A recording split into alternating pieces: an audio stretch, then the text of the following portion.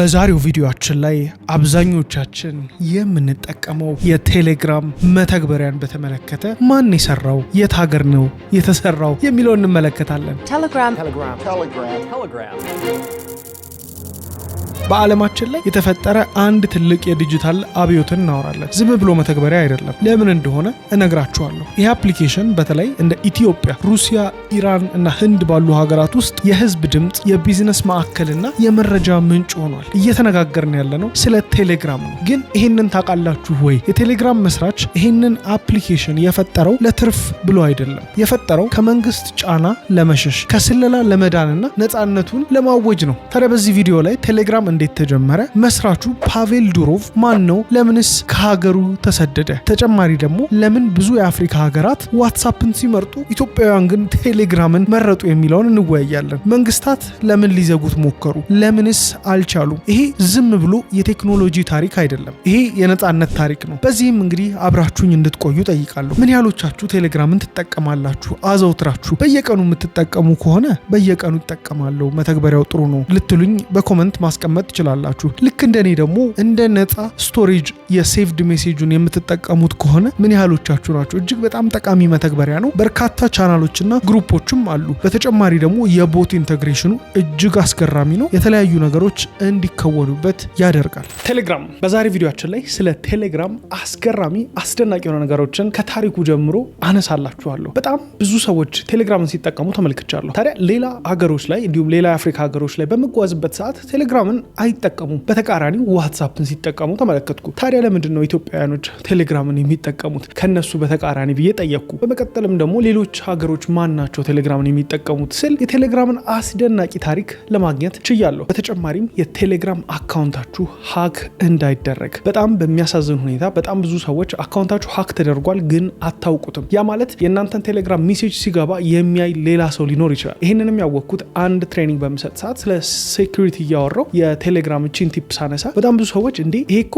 እንግዲህ የድሮ የማውቀው ሰው እንደዚህ ውስጥ አለ እና እያየብኝ ነው ማለት ነው ብለው አወቁ። ሀክ ተደርጋችኋል ማለት አካውንታችሁ ሲዘጋ ብቻም አይደለም። ይህንንም እስከ መጨረሻው ጠብቁና ይህንንም ቲፕ በደንብ አጋራችኋለሁ። ቴሌግራማችሁ ሀክ እንዳይደረግ እንዲሁም ሌሎች ሶሻል ሚዲያዎቻችሁ። ነገር ግን የቴሌግራምን ታሪክ አመጣጥ እንመለከታለን። ቴሌግራም እኔ በበኩሌ በቀን ውስጥ ደጋግሜ የምገባበት መተግበሪያ ነው። ያ ማለት የተለያዩ ቴክስቶችን ለመመለስ የስራ የግሩፕ አለን ቴሌግራም ላይ ሼር የምንደራረግበት፣ በተጨማሪም ደግሞ የተለያዩ ቻናሎች መረጃዎችን ለማግኘት ኢትዮጵያውያኖች እንጠቀምበታለን። እዚህ ቴሌግራም ላይ የሚመቻችሁን ፌቨራይት ቻናል አስቀምጡልኝ። በመቀጠል ደግሞ እጅግ አስገራሚ የሆኑ ትላልቅ ነገሮች የሚደረግበት ቦታ ነው። ካያችሁት እንግዲህ ኦንላይን ማርኬት ፕሌስ ኢትዮጵያ ውስጥ ቴሌግራም ላይ ነው። የተለያዩ ኦፊሻል የሆኑ ተቋማት ባንኮችን ጨምሮ ቴሌግራም ላይ ኦፊሻሊ ቬሪፋይድ የሆኑ ሆነው እዛ ላይ በደንብ መረጃን ያጋራሉ ማለት ነው። ስለዚህ ወደ ቴሌግራም ቪዲዮአችን ንግባ። ከመግባታችን በፊት በመቶ ሺዎች የሚቆጠሩ ሰዎች ይህንን ቻናል እየተመለከታችሁ ነው። ላይክ ሰብስክራይብ እያደረጋችሁ 200 ሺህ እንድንገባ በደንብ ላይክ ሰብስክራይብ እያደረጋችሁ በቃ 200 ሺህ ልንገባ ስለሆነ ስለዚህ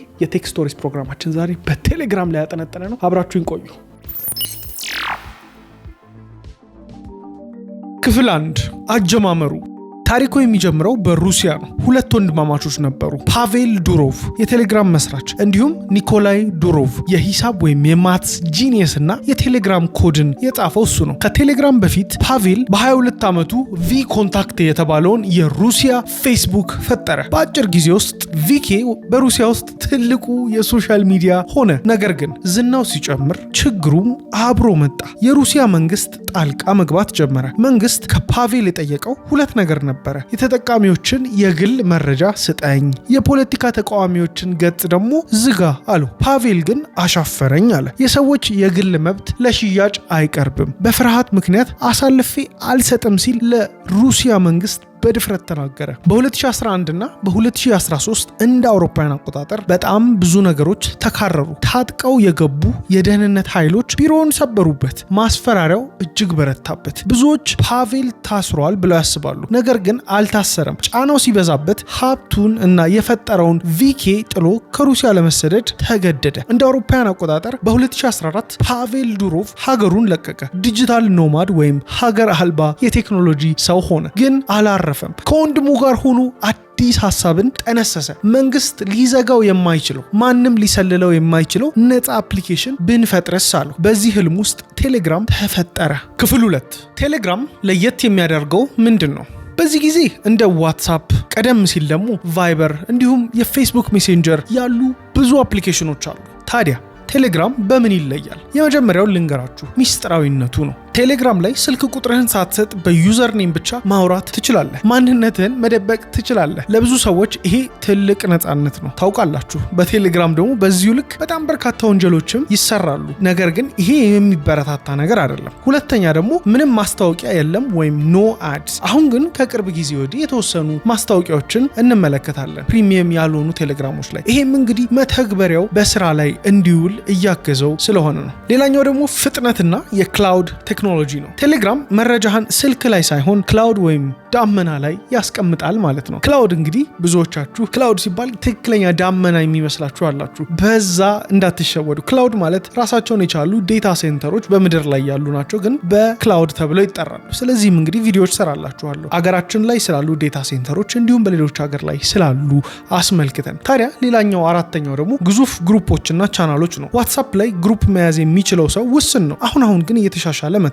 ቴሌግራም ግን እስከ 200,000 ሰው የሚይዝ ግሩፕ እንዲሁም በሚሊየን ተከታይ ያለው ቻናልን ፈጠረ። ቦቶች እንዲቀላቀሉም አደረገ። በተጨማሪ ደግሞ ትላልቅ ፋይሎች እስከ 2 ጊጋባይት ፋይል መላክ ይቻላል። ይሄ ለፊልም፣ ለትምህርትና ለቢዝነስ ትልቅ በር ከፈተ። ፕሪሚየም ካላችሁ ደግሞ እነዚህ ነገሮች እስከ 4 ጂቢ ማደግ ይችላሉ። ፍጥነት ዳውንሎድ እና አፕሎድ ስታደርጉም በእጅጉ ሊሻሻሉ ይችላሉ። ክፍል 3 ኢትዮጵያ፣ ኢራን እና ህንድ ለምን ቴሌግራምን ወደዱት? አሁን እንግዲህ ወደኛ ሀገር እንምጣ። በመጀመሪያ ግን ቴሌግራምን ለመጀመሪያ ጊዜ መቼ መጠቀም ጀመራችሁ? ኢትዮጵያ ውስጥ ያላችሁት ሰዎች ለምን ዋትሳፕን አትጠቀሙ? ለምን ብዙ ሰው ቴሌግራም ይጠቀማል? ይሄ ነገር እንቆቅልሽ ሆኖብኛል። የተለያዩ ካርታዎች ላይ ስመለከት የኢንተርኔት ተጠቃሚዎች እንዲሁም ሶሻል ሚዲያ ተጠቃሚዎች አብዛኛው የአፍሪካ ሀገራት ዋትሳፕን ይጠቀማሉ። ነገር ግን ኢትዮጵያውያኖች ቴሌግራምን በልዩነት ይጠቀማሉ የሚል መረጃን ተመልክቻለሁ። የመጀመሪያው ቴሌግራም ደካማ ኢንተርኔት ወይም ደግሞ በጣም ስሎ የሆነ ኢንተርኔትና ዳታ ብዙ ሳይበላ በደንብ ያስጠቅማቸዋል። ኢትዮጵያን ጨምሮ በአፍሪካ ሀገራት ኢንተርኔት ውድ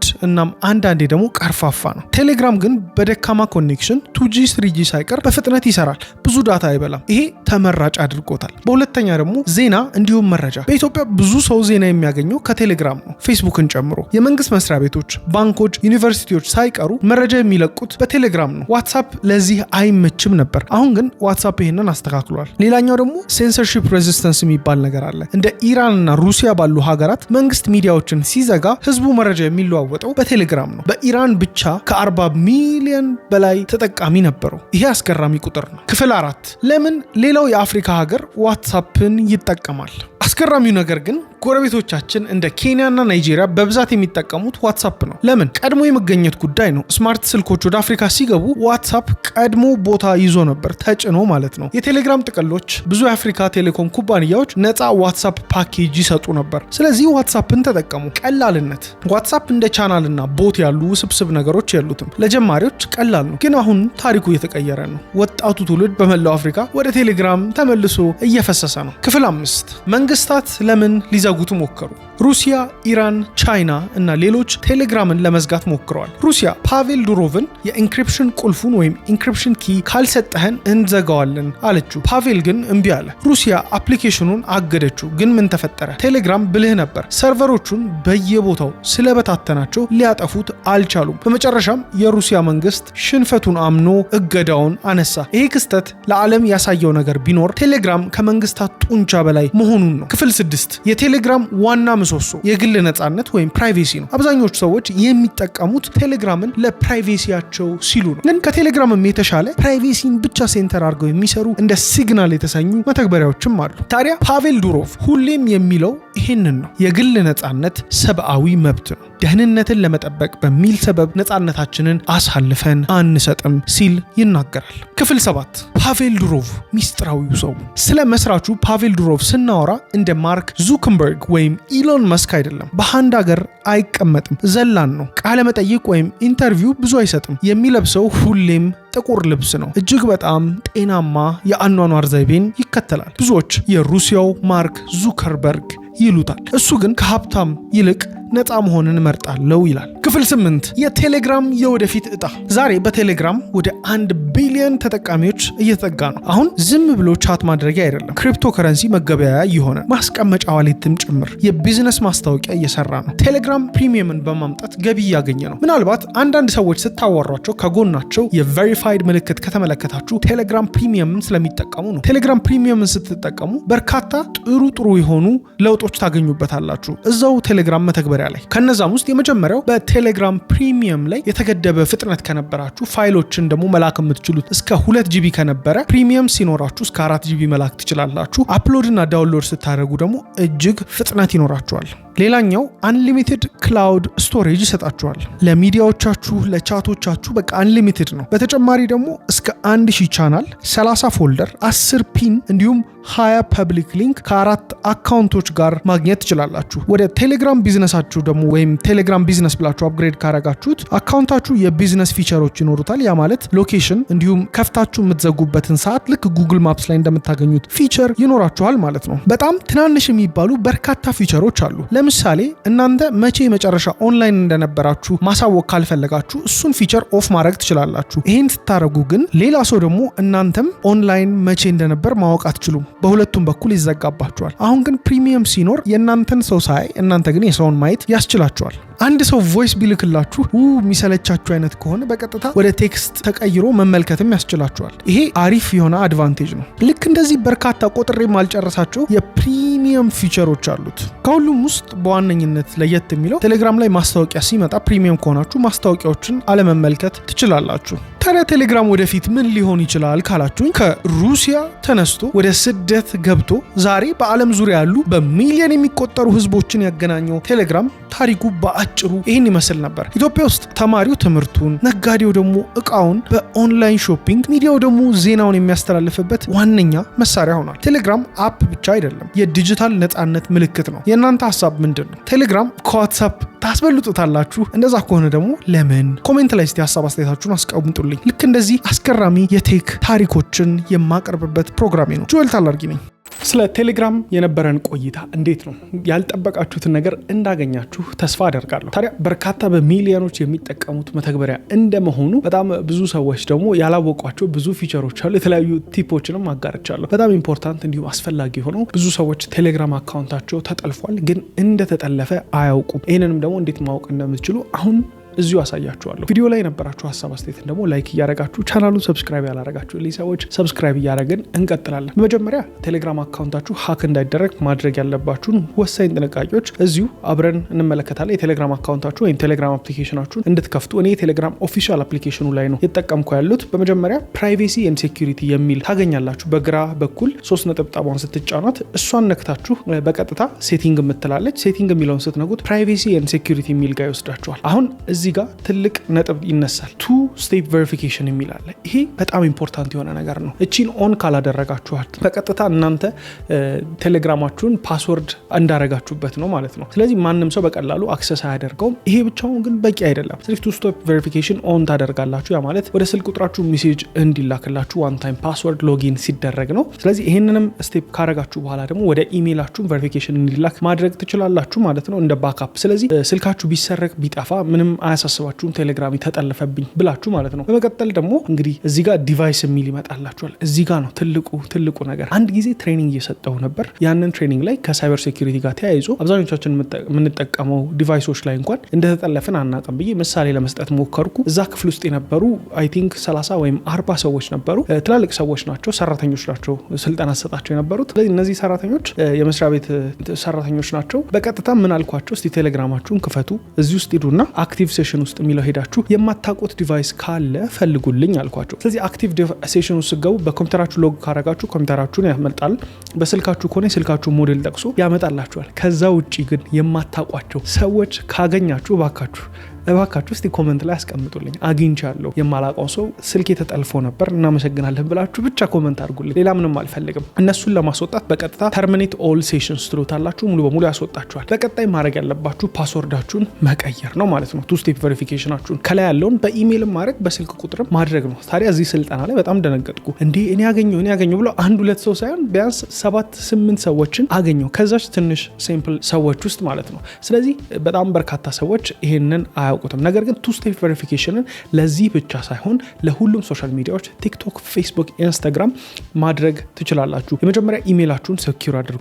ኢሜይላችሁን ካረጋችሁ በኋላ ስልክ ቁጥራችሁን ሴኩር እንድታደርጉ ሰጀስት አደርጋችኋለሁ። እንግዲህ የዛሬው ቪዲዮ ከቴሌግራም ቲፕነት አልፎ ወደ ሴኩሪቲ እያለፍን ነው፣ ግን እጅግ አስፈላጊ ስለሆነ ነው። ይጠቅማል ብላችሁ ካሰባችሁ እስቲ ላይክ አድርጉት። ሙሉ ቪዲዮዎችም ልሰራላችሁ እችላለሁ በኮመንት ካስቀመጣችሁልኝ። ስለዚህ ስልካችሁን ሴኩር ለማድረግ ሲም ካርዳችሁ ውስጥ ገብታችሁ ሲም ሎክ የሚላለ በፓስወርድ ትዘጉታላችሁ። ቁሙልኝ እዚህ ጋር ከመዝጋታችሁ በፊት የምትዘጉበትን ፓስወርድ በእጅጉ ማስታወስ አለባችሁ። ያለበለዚያ ሲም ካርዳችሁ ወይም ስልካችሁ ተቆልፎ ይቆያል። ኢትዮ ቴሌኮም ወይም ሳፋሪኮም ሄዳችሁ ነው የምታስከፍቱት ማለት ነው። ያ እንዳይሆን ፓስወርድ እንዳትረሱ። በዚህ ጊዜ ስልካችሁን ጠቅሞ ሰዎች ፓስወርድ ማግኘት ብቻ ሳይሆን ገንዘብ ሊበደሩበት ይችላሉ። በስልክ ቁጥራችሁ የተለያዩ ሶሻል ሚዲያዎች አካውንታቻችሁም ደግሞ ሀክ ሊደረጉ ይችላሉ ማለት ነው። ከባድ ጥንቃቄ እዚህ ጋር ታደርጉልኛላችሁ። በመቀጠል ኢሜይላችሁንም በዚህ መልክ ቱ ፋክተር ኦተንቲኬሽን ኦን በማድረግ ጠናክሩታላችሁ። ሁሉንም ሶሻል ሚዲያዎቻችሁን ይሄን አድርጉት። ጆኤል ታላርጊ ነኝ። በዛሬው ቪዲዮአችን ላይ ስለ ቴሌግራም አስገራሚ ቲፖችን አንስተናል። ቴሌግራም አካውንታችሁንም እንዴት በጥንቃቄ ሴኩር እንደምታደርጉም ተመልክተናል። ዛሬ በቴክ ስቶሪስ ፕሮግራማችን የተለያዩ ቴክ ቲፖችንም ጨምሬ ሰጥቻችኋለሁ። በጣም ደስ ብሎኝ ያጋራኋችሁ ነው ቪዲዮዎች በዚህ ቻናል ላይ ፍቅራችሁን ግለጹልኝ። በላይክ ሰብስክራይብ እያደረጋችሁ 200,000 የምንገባበት ጆርኒ እየቀጠለ ነው። በሌላ የቴክ ስቶሪስ፣ ቴክ ትራቨል እንዲሁም የተለያዩ ቴክ ፕሮግራሞች እስከምንገናኝ መልካም ቆይታ ይሆንልን። ይመቻችሁ።